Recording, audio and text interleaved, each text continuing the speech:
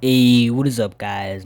Tech here, and today we're going to be giving you a still worth it review for the Samsung Galaxy A35 5G. And basically, is this phone a trap or a steal? Because this phone is only 150 bucks, and when you're thinking about a phone that's only 150 bucks, you would think it's going to be bad, but actually, this phone has a good display, good build quality, good performance, good camera, good battery. It has all these things and it's only 150 bucks here. And you would think it's bad, but that's not the case here. But before we start the still worth the review, we need to get onto our specs here. Basically, for the chipset, we have the Samsung Exynos 1380, and we have about 6 gigs of RAM or 8 gigs of RAM. Some variants have about 12 gigs of RAM, and storage configurations are 128 gigabytes of storage or 256 gigabytes of storage, and UFS 2.2. And you also do get expandable storage up to 1 terabyte. And basically the screen size is about 6.6 inches, and it's about 1080 by 2340 pixels, and a Super AMOLED display, and it goes up to 120 Hz refresh rate and a peak brightness of 1000 nits. Now those are basically the main specs that you would want to hear, and we're gonna get into the still worth the review. Now, usually when I start still worth the reviews, I like to compare them to their predecessors. Now, the Samsung Galaxy A17 5G, the Samsung Galaxy A25, Motorola G2025. Now, these phones come in about 100 to 200 bucks. They're all new phones. And since they're newer, you would say it's newer, so it should be better than the A35. Well, that's not the case here, because the A35 is a mid-range phone made in 2024. And since it was made in 2024, it's a mid-range phone, correct? So it's going to give it a much more high-end processor, much more high-end display, much more high-end just everything. And because of this, if these are mid-range phones that are costing about 150 bucks, I would recommend this phone. Just in general, I just recommend to get this phone instead of the budget phones that cost over 150 bucks that are brand new, because this phone just offers much more than you would think it offers. Has an Exynos 1380, and when I tell you this, you're gonna think, what the heck is that? Well, basically it's a 5 nanometer technology chipset, and basically this can run up to like 130 fps, even up to 200 fps when running like low performance games. But when you go into the more high performance games, it's only going to be able to give you like 40 fps to 60 fps. Now, I've used this phone for about 1 year, like today, and I'm gonna tell you right now, the performance has no issues until you give it to its max, until you use it till it's like max. And when you're using it till its max, you're not gonna like, no one, like, if you're buying this phone for gaming, I wouldn't recommend this phone, but whoever is buying this phone for in general activities, you're going to love it because it doesn't have any flaws. And when you're just scrolling on TikTok, watching YouTube, you're doing the basic stuff, because like when you're just doing the basic stuff, it will handle it for you like simultaneously. It will not have any issues. It's just going to be very like easy. Because now here's the thing, when we get into other things like display, the battery, the cameras, it's just gonna be all good talk. But I want to talk about the performance here. Now, the performance, the thing is, I usually have 5 points that I have to give: the cameras, the power and build, the display, and the performance. And usually when I give these 5 things, if it can get up to 3 out of 5 correct, I would recommend this phone for its price.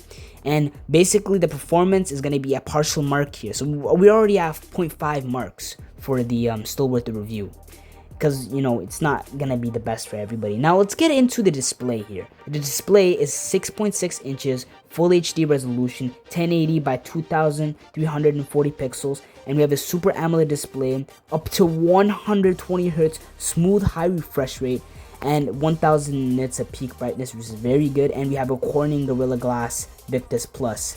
And here's the thing, this phone, the display is just like, you're getting full marks here. What more do you need? You already have a 120 Hz display, Super AMOLED display. You're never seeing pixels on this phone. It's just gonna be amazing. That's what I'm gonna tell you. And it's always gonna be at that 120 Hz refresh rate. It's never gonna be going down to 60, never be going down to 90. It's always gonna stay at the 120 Hz refresh rate. So we're at 1.5 marks right now because the display is just crazy. Now let's get into the power and build. Now you see, when you get into the power and build, it's okay. The battery capacity is 5,000 milliampere battery. You can't remove it, by the way. I think you would know that, but that's already a check mark there. And we get into the charging speeds. We get up to 25 fast wired charging. There's no charger included in the box, but why are you gonna care? It's only 150 bucks. There's no wireless charging, by the way. And we get the build materials. We get a Corning Gorilla Glass on the front and a premium glass back. And in the mid frame, it's just a plastic frame, which doesn't make it feel as premium, you know? Now let's get into durability for power and build. So we get an IP67 dust and water resistance, and it can handle up to 1 meter of fresh water for like 30 minutes. And weight is only 209 grams, and that's basically just it. But we've covered about 4 things here. We have one more thing to cover, and I'm gonna tell you right now, it's past about 3.5 marks already. And that's just for me. For being 150 bucks, it's just wow. You already passed my test that you should buy this phone. But there's some stuff that make it an absolute fail. But we're going to get into those stuff in just a minute. But let's get on to cameras here, because the camera is just very nice. First of all, it shoots up to 4K Ultra HD at 30 FPS, both main and rear, and even the front camera both get these 4K Ultra HD features up to 30 FPS. And basically, let's cover the actual camera specs here. So the main lens has a 50 megapixel camera with an optical image stabilization, an ultra wide up to 8 megapixels, and a macro lens up to 5 megapixels, and a front selfie camera up to 13 megapixel and has a wide angle lens. Now, I'm gonna just say right here, the camera is just very good. I'll even pull up some pictures that were taken by this phone. You're just gonna see that they're very nice. There's nothing to complain about this camera for this price. And this phone just absolutely held up very good for this being 2 years old. It's held up very good for it being a mid-range phone, and it's very crazy to think that Samsung's made this phone and you can still buy it for 150 bucks. Now I think why Samsung made this phone 150 bucks, because this phone, they don't make this phone new anymore. You can only buy this phone used, refurbished off Amazon, Best Buy, and those places, even eBay. And you can basically get it for 100 to 200 bucks if you're lucky, maybe even 100, maybe even 120 bucks if you're lucky. But since it's used, you're not gonna get a charger, not like you were ever gonna get a charger if this thing was new. But since it's used, you're not gonna get all those things like if it was brand new. Comparing it to phones that cost this price, you're not even gonna get a fraction of what you're paying for if it's compared to this. Because the thing is, this phone has the best processor, the best camera, the best. It's just it completely destroys phones at this price range. Now, let's get into other stuff here that might make this a complete fail.